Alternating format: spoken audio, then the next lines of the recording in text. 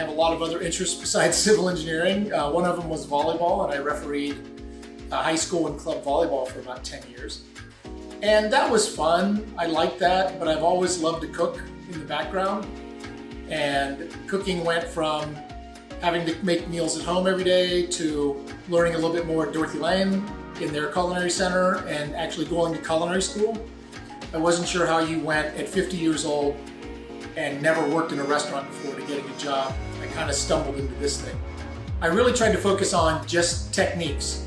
So not learn 10 recipes or 20 recipes or 30 recipes, but learn 4 or 5 techniques of cooking. And once you do that, you can apply that to anything. So it was all about understanding, as an engineer, I like to understand everything I'm doing. I don't like to say this is just the way we do it because I wanted to understand. And that's the way I think I kind of applied that same mentality to cooking. I wanted to understand why, and the more I really tried to focus on techniques and how things broke down that way, the more I became more consistent, and it kind of frees you up. I forget what the question was. So one of the classes that I was really the most looking forward to was called Artisan Breads. And I took that class last fall, and I wanted to love it. It left me kind of a little bit wanting to do more. And a friend of mine who both graduated from the Culinary Institute of America, they both worked at Brashan, which is a Michelin star restaurant out in California. They both ran fine dining restaurants, and they were looking for a baker. And I was just finishing up my baking class and dying to find a better way to learn how to bake more. And I said, I might want to do this.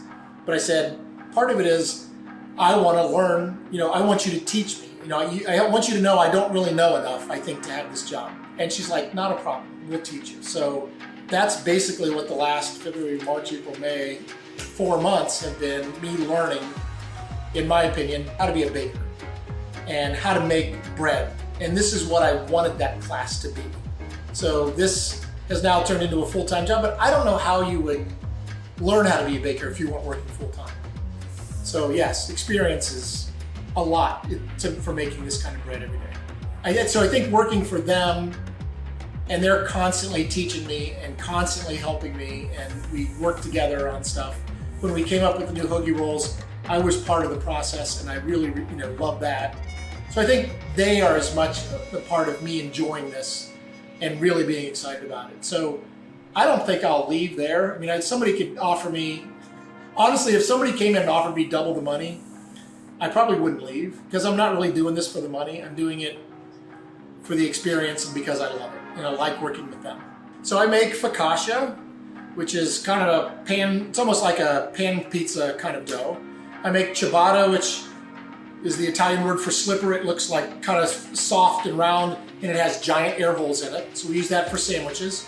We make French baguettes, which we used to make a sandwich on. It had brie, it had, some French ham and some fresh herbs on it. And then we make a pan bread, which looks like a loaf of bread, right? You bake in a pan and it has the typical loaf shape.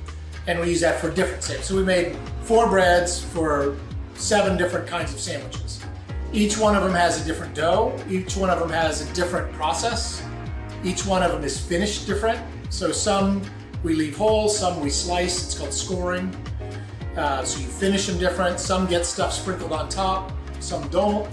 So it's 5 different bread experiences. And I make all 5 of those. I make 4 of them every day. The pan bread I make every other day. We had one customer actually said, "You make the best baguettes in Dayton. These are the best out, no doubt about it." And everybody in the kitchen just kind of went, yeah, that's what we were kind of hoping for. We'd love to have that recognition from outside, so that was really nice. I love cooking at home. Amy hates to cook, and her family hates to cook, and other people that don't cook are like, "What are you doing? Why would you do this every day?"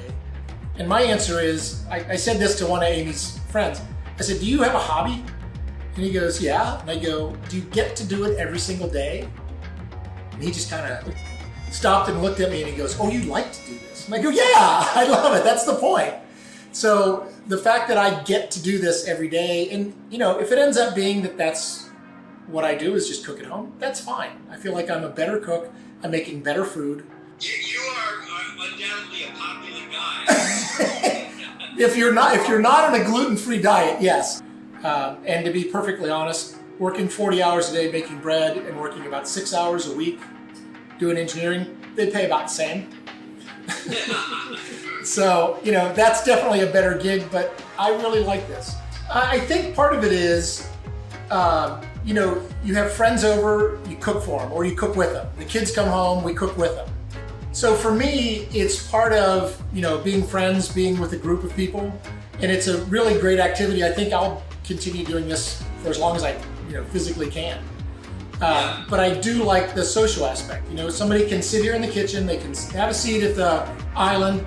I can sit there and cook and hang out, and we can enjoy whatever we're doing. And if they want to help, they can. But I really like that part of it, which, you can't do that with engineering. You certainly can't do that with reffing.